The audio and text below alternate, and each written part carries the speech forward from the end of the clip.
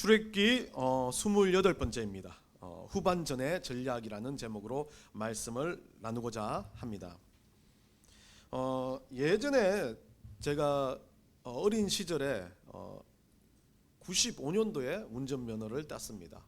그리고 운전면허를 따고 또 아버님이 일찍 돌아가시는 바람에 상당히 어린 나이에 차를 몰게 되었습니다. 기아에서 나온 예전 차인데 그 차를 처음 몰면서 너무 감개무량하게 차를 몰았고 그렇게 운전을 95년부터 시작해서 지금까지 했습니다. 근데 운전은 어떻게 하든지 운전은 좀 중요한 건데 이 운전을 하다 보니까 제 인생에 운전으로 상당히 모욕감을 당한 시기가 있었습니다. 그것은 다름 아닌 미국에서의 운전면허 시험이었습니다. 미국은 운전면허 시험장 자체가 이 도시마다 있기 때문에 그 도시에 DMV라고 운전면허 시험장을 두고 거기에서 이제 운전면허를 따야 되는데 제가 바보가 아니라 필기 시험은 한 번에 통과를 했습니다. 아주 이제 의기양양하게 영어로 쳐가지고 통과를 했기 때문에 의기양양하게 기분 좋게 집으로 들어와서 이제 다 알아들었어요. 3번 이제 실기 시험을 봐야 된다고. 그래서 실기 시험을 봐야 된다 해서 그러면 되겠구나라고 생각해서 다음에 이제 다시 DMV를 방문해서 실기 시험 보겠다니까 넌 뭐냐고 예약을 왜 안 했냐고. 그래서 첫 번째 DMV 방문해서 예약을 했습니다. 그날 시험을 못 보고요. 예약을 하고 나서 돌아와서 그 날짜에 왔는데 처음에 이제 제가 거기서 차 한 대를 사가지고 이제 거기를 갔는데 이 DMV 시험 하시는 시험관이 와이퍼 돌아가는 거, 깜빡이 보는 거 이런 걸 다 보더라고요. 그런데 브레이크 등을 눌렀는데 브레이크 등이 안 들어온답니다.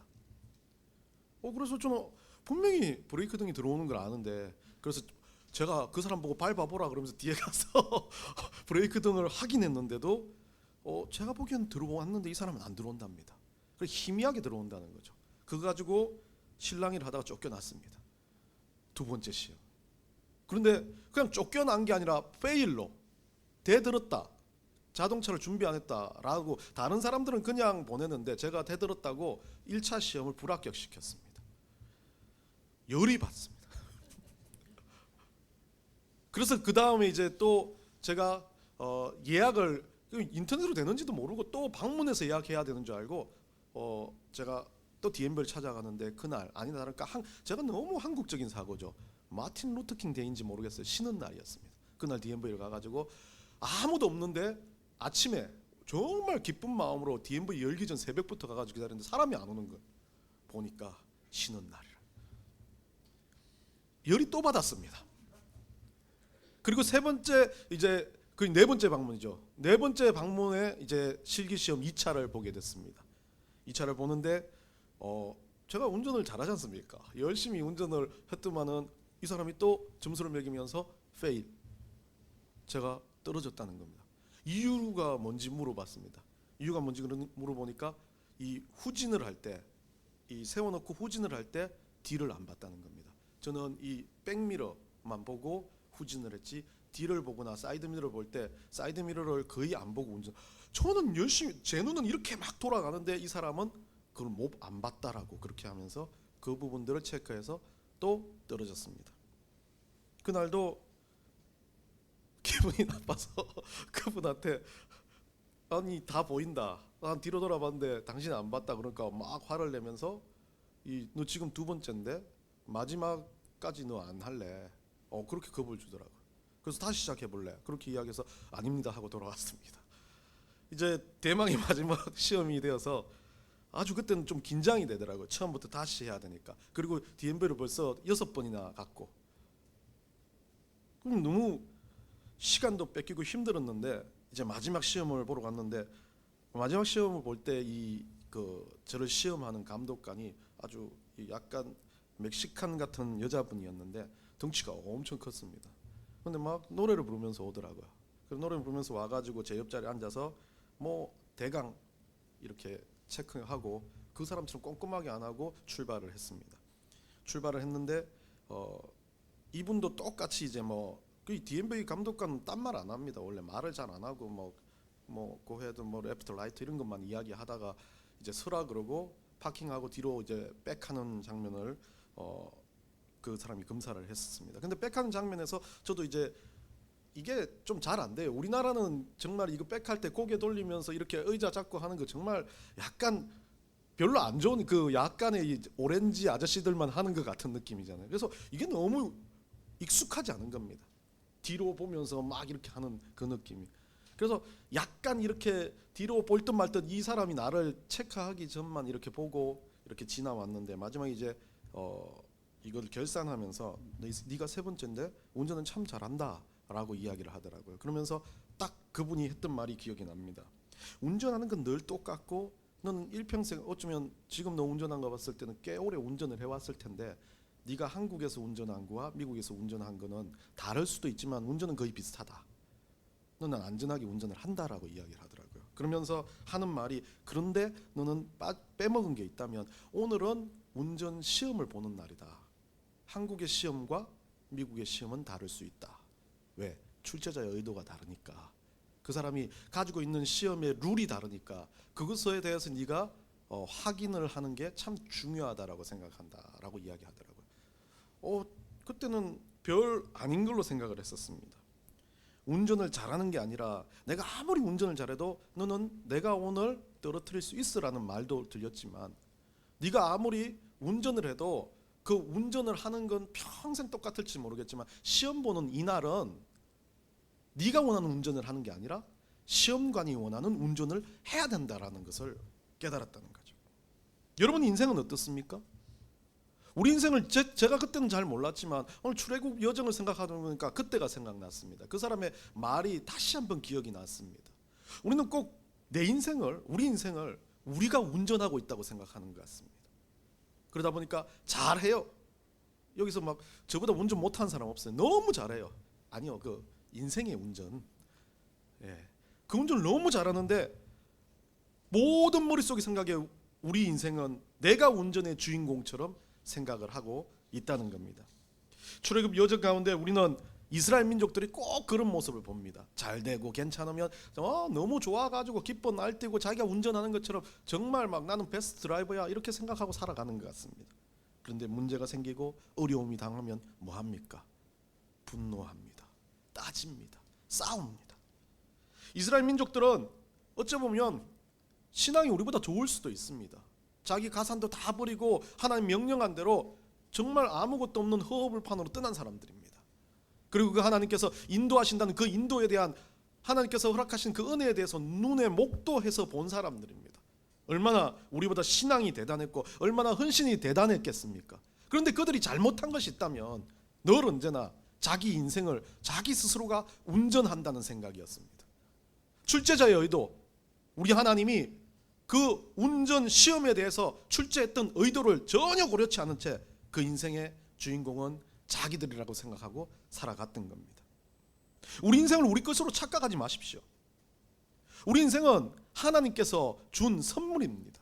하나님께서 주어 준 것이고 우리는 그 인생을 살아갈 때 우리 하나님 출제자의 의도에 따라서 정말 열심히 살아가는 것이 진짜 바른 길이라는 겁니다.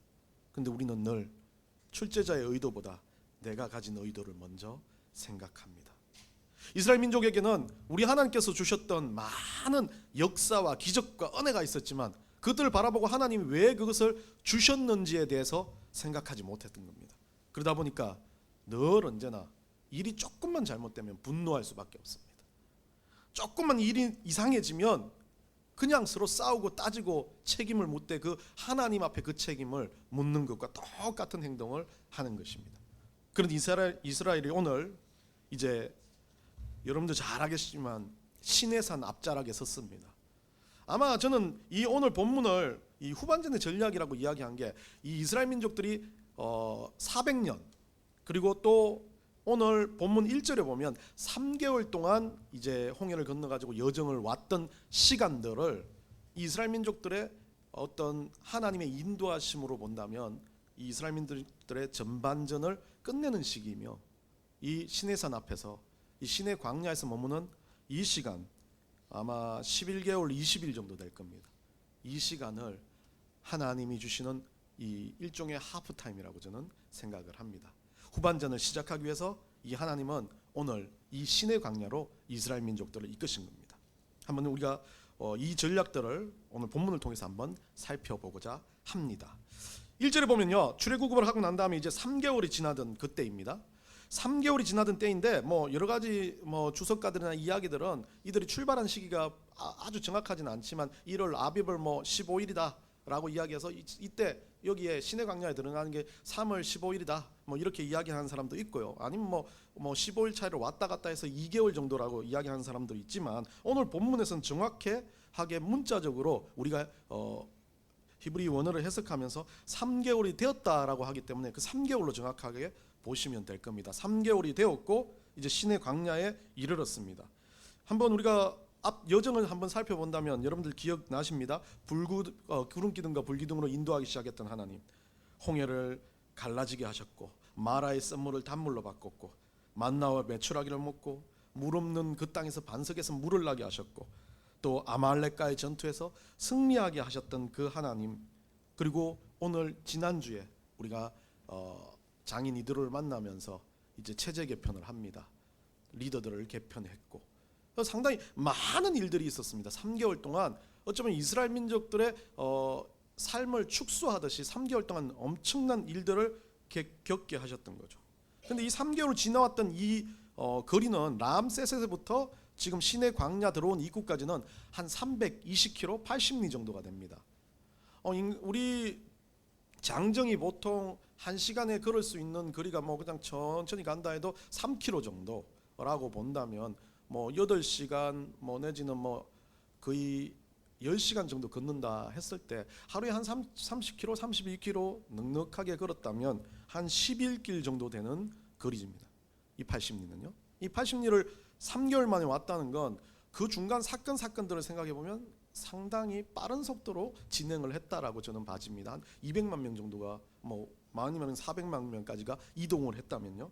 그런데 그런 이동 가운데 이들은 엄청나게 많은 일들을 겪고 하나님 앞에서 이 3개월을 마치 막 혹독한 전반부가 아니라 하나님이 인도하는 역사의 전반부를 겪었지만 이들은 뭡니까? 늘 언제나 불평불만 힘든 여정이라고 생각하는 길들을 걸어갔던 겁니다. 2절에 보면요, 그들이 이제 르비딤을 떠나가지고 시내 광야에 이르러서 장막을 쳤습니다. 이스라엘 민족들이 그 장막을 쳤던 곳이 총 5곳인데요 12장 37절에 숫곳이라는 것 처음에 여러분들과 이야기를 했습니다. 그 다음 뭐 출발이라는 의미를 이야기했습니다. 그 다음이 13장 20절에 에담이라는 장소, 이것도 우리가 다뤘습니다. 그리고 우리가 말했던 그 마라에서는 우리가 그 15장 20절 부분에 있었던 마라에서는 장막을 치지 않고 15장 27절 마라에서 물을 마시고 엘림으로 가가지고 장막을 쳤습니다. 그리고 오늘 이 신광야와 르비딤 오늘 그다음 신광야 그다음 르비딤을 지나가지고 오늘 이 지금 말하는 신의 광야에 이르는데요 총 5곳 6곳에서 장막을 쳤었습니다. 몇 박을 했는지는 정확하게 적혀있지는 않지만 한 3개월 정도 시간에 한 5-6곳에서 장막을 쳤지만 장막을 쳤던 장소들마다 의미가 있었다는 거죠. 그때 장막을 쳤던 모든 장소들을 가지고 여러분과 말씀을 나눴던 걸로 기억이 납니다. 근데 저는 이 장막을 쳤던 장소보다는 이 전반부를 3개월이라는 전반부를 이들의 인생의 압축이라고 본다면 하나님은 상당히 중요한 한 가지 사건으로 전반부도 나누어 버립니다. 그 사건은 홍해라고 저는 생각합니다.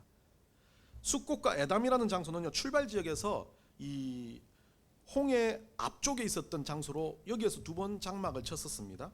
그리고 엘림과 신광야, 르비딤이라고 말하는 이 3곳에서는 홍해 건넌 후에 이 장막을 쳤던 장소입니다. 이 5곳의 장막 중에 홍해라는 중심으로 놓고 본다면 이 홍해 자체를 통해서 앞쪽은 조금 다른 의미의 장막이었고 2번 뒤에 나온 장막들은 또 다른 의미의 장막이라고 저는 생각을 합니다. 첫 번째 장막은요 기적을 베풀지 않았습니다. 하나님의 역사나 기적이 나오지 않았습니다. 왜냐하면 10가지 재앙을 경험하고 이스라엘 민족들이 나왔기 때문에 숫곳이나 이 에담 같은 장소에서는 이들이 뭐 기적을 볼 여력이 없는 겁니다. 그냥 어때요? 짐 싸가지고 도망 나오는 그런 분위기였습니다. 그런데 자기 눈앞에 뭐가 있었습니까? 그들을 인도하는 구름 기둥과 불 기둥이 있었습니다. 근데 그 구름 기둥과 불 기둥이 이들이 어때요? 이스라엘 민족들이요 제대로 보지 못했다는 거죠. 쫓기는 두려움, 쫓기는 아픔, 그리고 또 뭔가 미래에 대한 그 모호한 안개와 같은 모습 때문에 이스라엘 민족들은 불안할 수밖에 없었습니다. 불안했지만 그 불안한 상황에서 어땠습니까? 눈을 들어 하나님께서 인도함을 볼 수 있었지만 인도함을 보지 못했던 상황이었던 거죠. 그리고 난 다음에 어땠습니까? 홍해라는 사건을 겪습니다.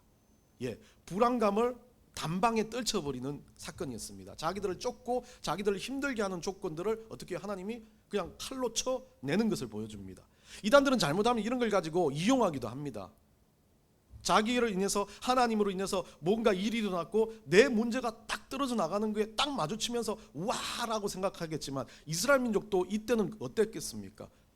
구름기둥 불기둥 보이지 않았지만 홍해는 눈앞에 너무 보였어요. 그러니까 홍해 사건 이후에 어땠습니까? 노래하고 춤추고 그들이 얼마나 감격하는 모습을 보입니까?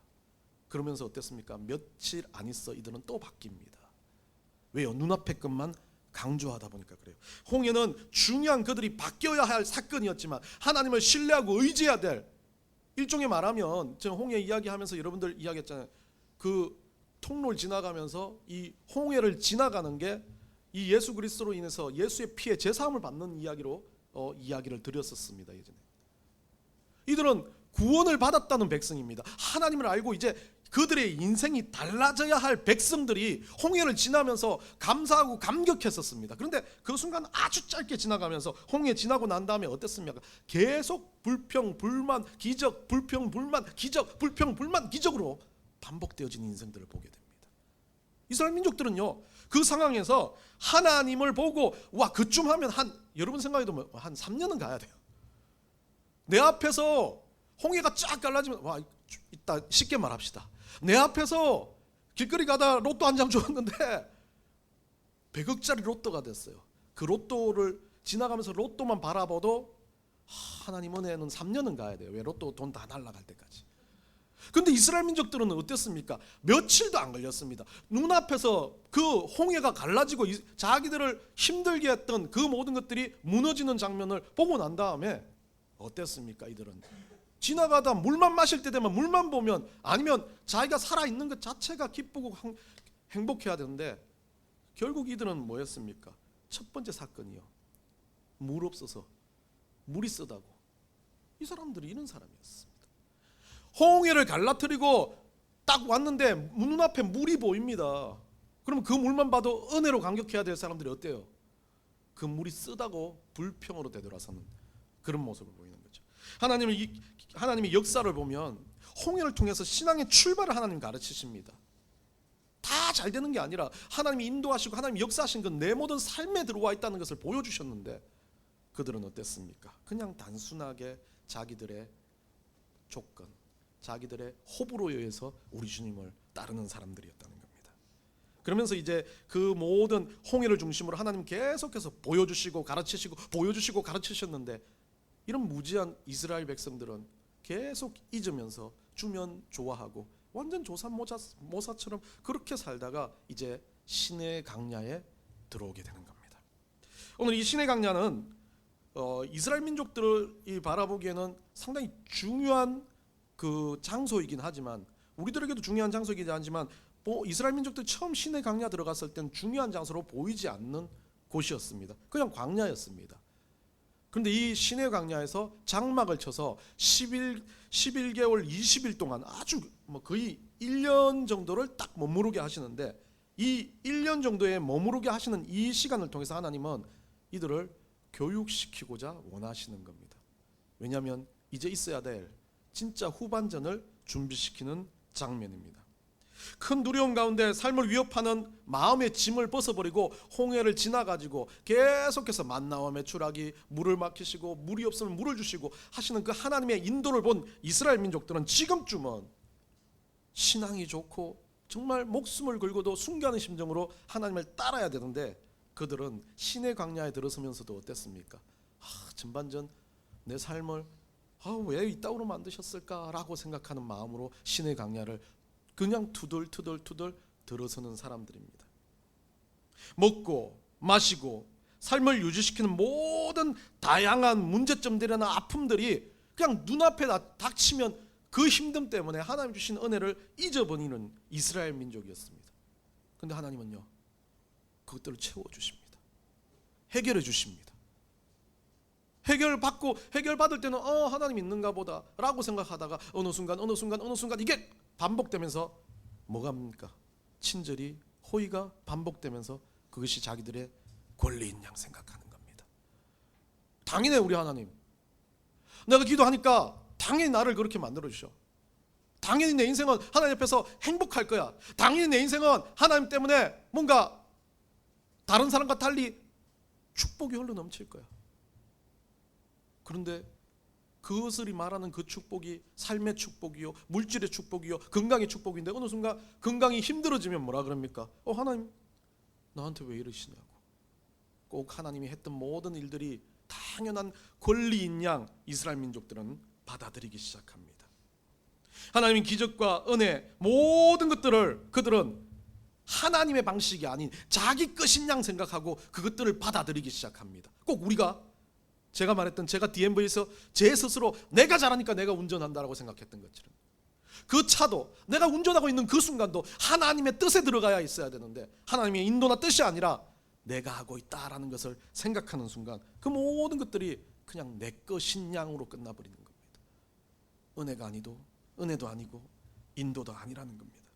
이스라엘 민족들에게는 그런 일들이 나타나기 시작했고 그들에게 가장 큰 문제점이라고 하는 건 자기 뜻대로 하되 자기 뜻대로 할 때 잘 될 때는 좋습니다. 자기 뜻대로 되고 막 잘 되지고 뭔가 괜찮은 일들이 일어났을 때는 괜찮다라고 이야기하면서 뭐라고 말합니까? 자기 뜻대로 된 것도 내가 잘해서 그렇다는 것은 숨겨놓고 말로만 하나님 주신 것 감사라고 말합니다. 그러고 나면 어떻게 됩니까? 또 좋은 것은 그냥 그대로 지내지만 안 좋은 일들이 일어났을 때는요, 자기 탓이라고 안 합니다. 그냥 남 탓이라고 이야기합니다. 근데 남 탓이라고 이야기하는 그 전제 조건에 보면 모세 탓, 그 모세 뒤에 있는 하나님 탓이라고 말하고 있습니다. 여러분 인생은 어떻습니까? 인생에 전형적인 문제가 나타나면 여러분들은 어떻게 표현하십니까?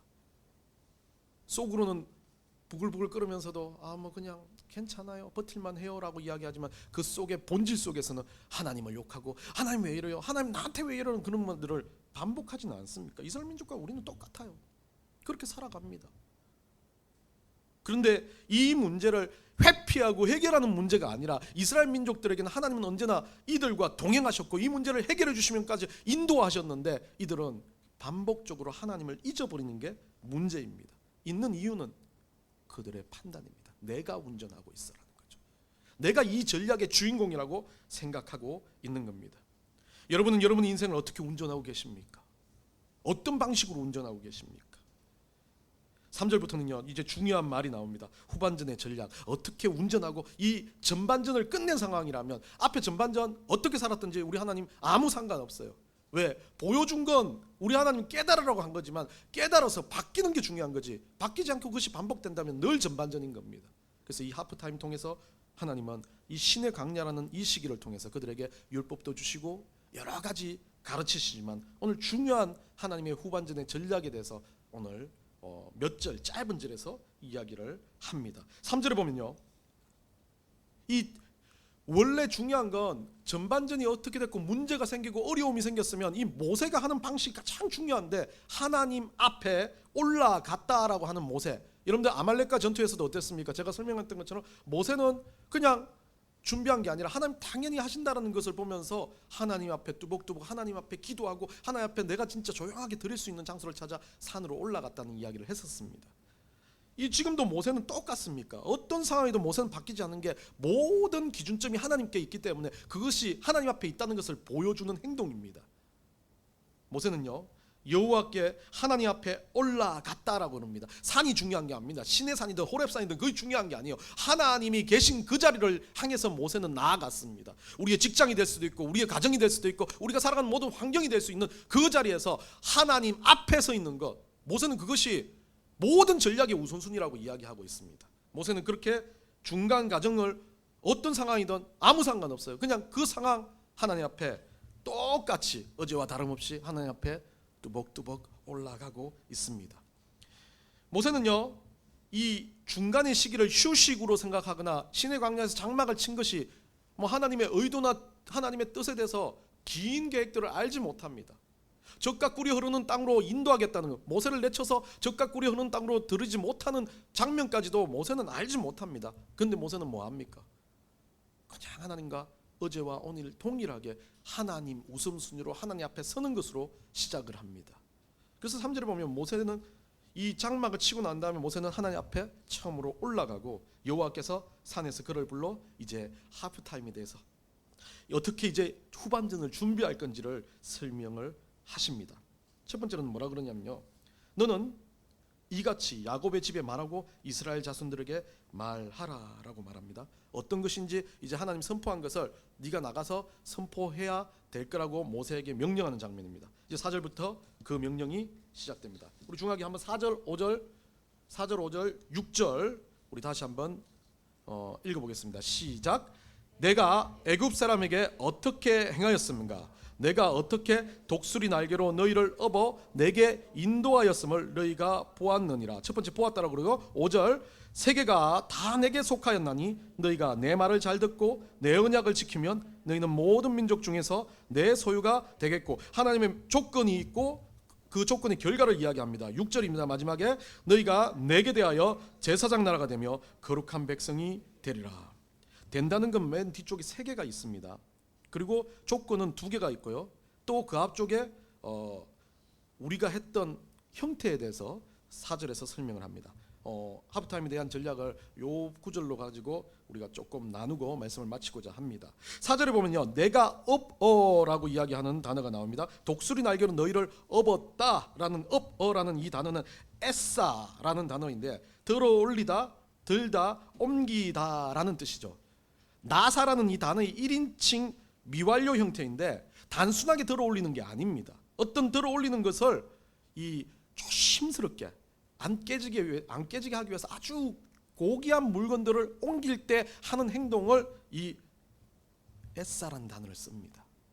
결국 하나님은 독수리 날개라고 하는 건 보통 우리가 뭐 독수리라고 이야기하는 게 이 성경 안에서는 권세와 뭐 능력 그리고 뭐 힘 뭐 이런 것들을 성령도 상징하기도 하고 이렇게 했지만, 뭐 중요한 건 독수리 날개라는 이 단어는 뭐 하나님의 주시는 권위와 권세라고 보면 됩니다. 그것을 가지고 이 더 중요하게 생각하는 것은 너희를, 우리를 업어라는 단어죠. 에싸라는 단어입니다.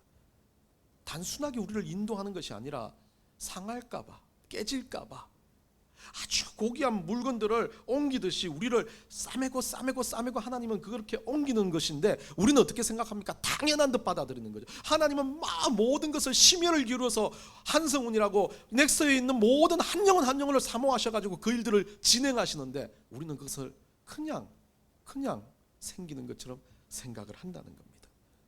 그러면서 이 모든 일들을 인도하였음을 너희가 보았다라고 이야기를 합니다.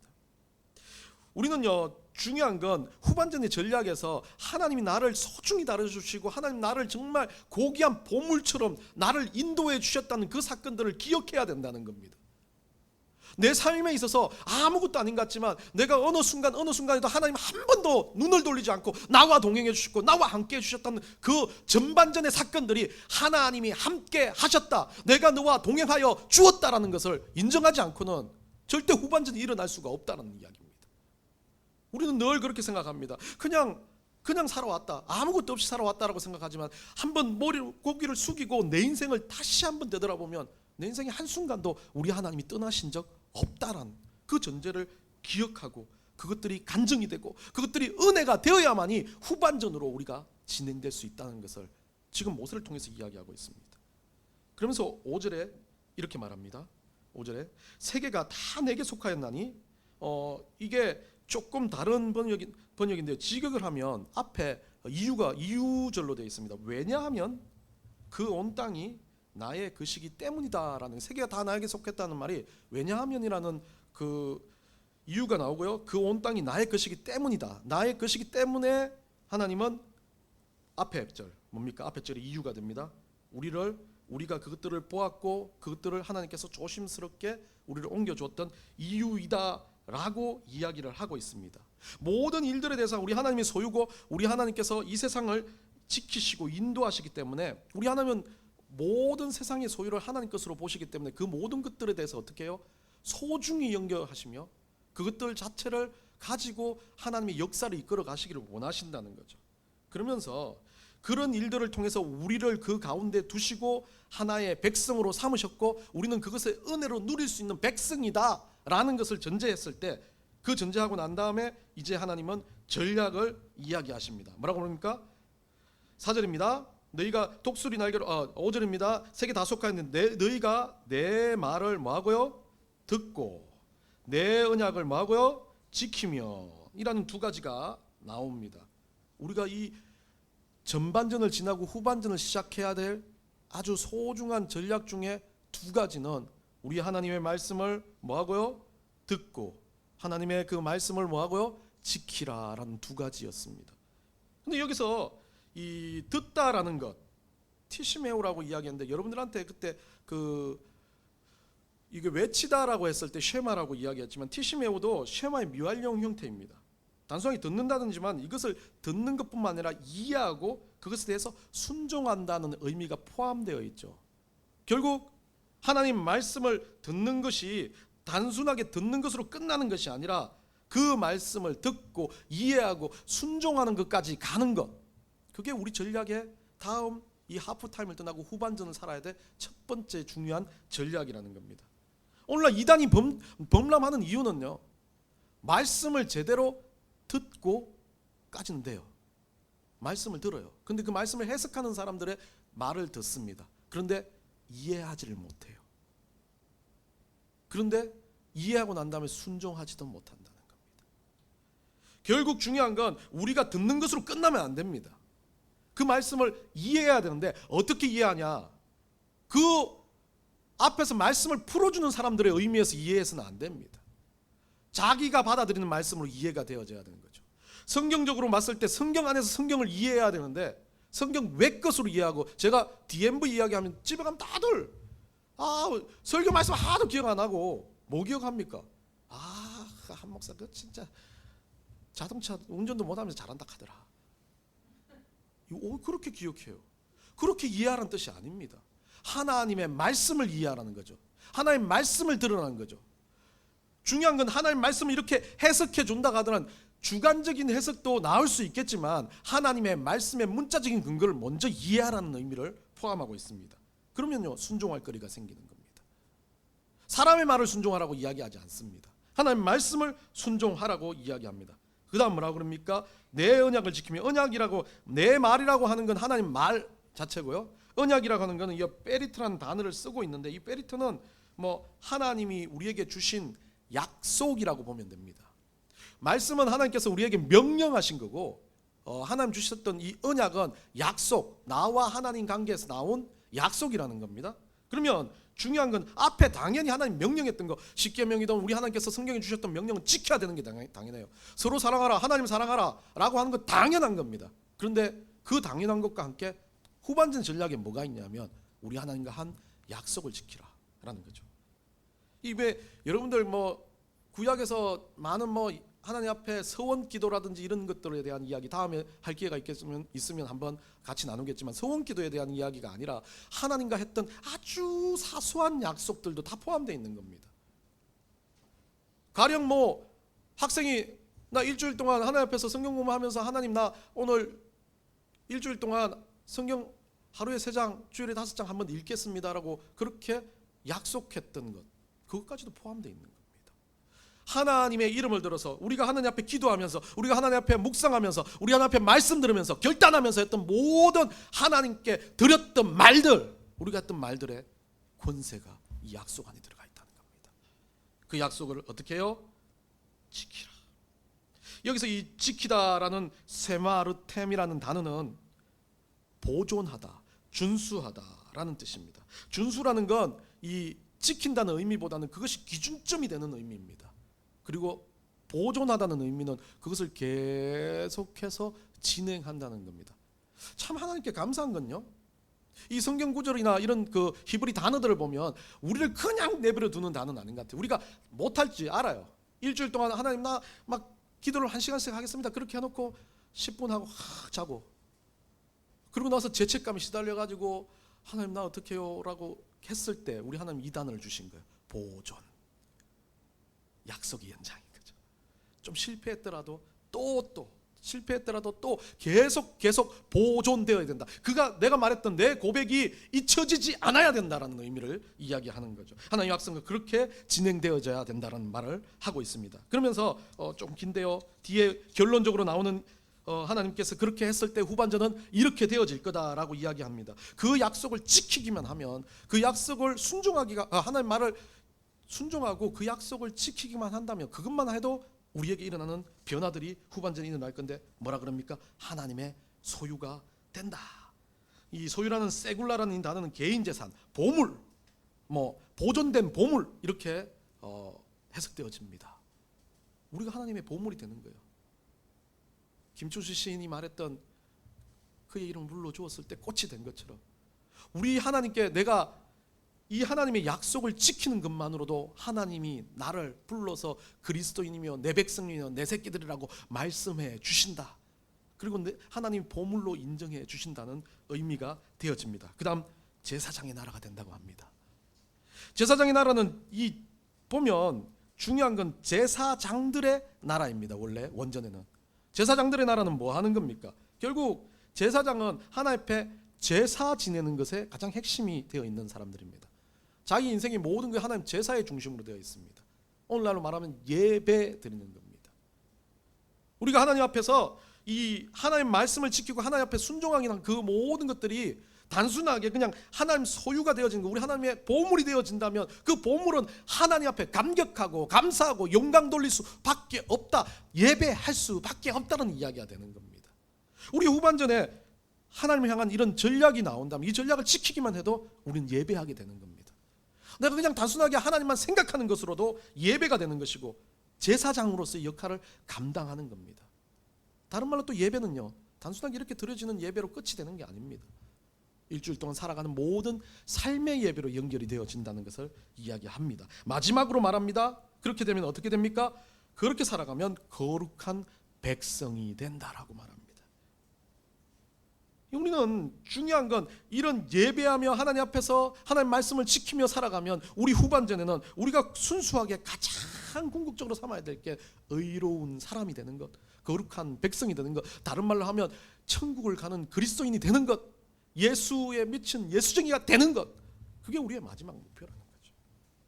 로마서 2장 13절 한번 보여주세요. 로마서 2장 13절. 로마서 2장 13절 보시오. 한번 다 같이 읽겠습니다. 시작. 하나님 앞에서는 율법을 듣는 자가 의인이 아니요 오직 율법을 행하는 자라야 의롭다 하심을 얻으니라. 사도 바울은 그렇게 말합니다. 율법 자체를 그냥 듣는 것, 들어서 하고 고개 끄덕이고 끝나는 게 아니라는 겁니다. 오늘 하나님도 그것을 지키고 명령하고 하는 모든 단어 안에 순종하고 보존하고 그것들에 대해서 내가 행동으로 나와야 된다는 것을 이야기하듯이 우리가 의인이 되는 것, 하나님 백성으로 되는 것, 예배하며 우리 하나님 앞에서 정말 하나님 소유로서의 역할을 감당할 수 있을 때 진짜 하나님의 백성으로 살아갈 수 있다라고 말합니다. 여러분 전반전 어떻게 살았습니까? 잊어버리세요. 다 필요 없어요. 오늘 이전의 것은 전반전입니다.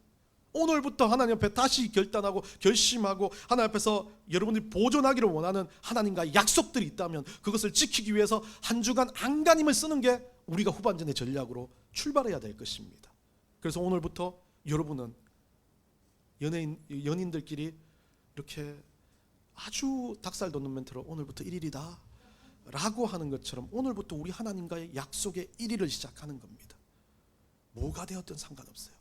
말씀을 보고 자녀들을 위해서 기도하고 교회를 위해서 기도하고 하나님 위해서 정말 뜨겁게 열심히 일하는 모든 것들을 여러분들이 고백했던 대로 오늘부터 1일이 되어서 여러분들의 그 언약이, 그 약속이 여러분들의 다가오는 일주일의 후반전에서 승리하는 역사로 일어나시기를 간절히 축원합니다.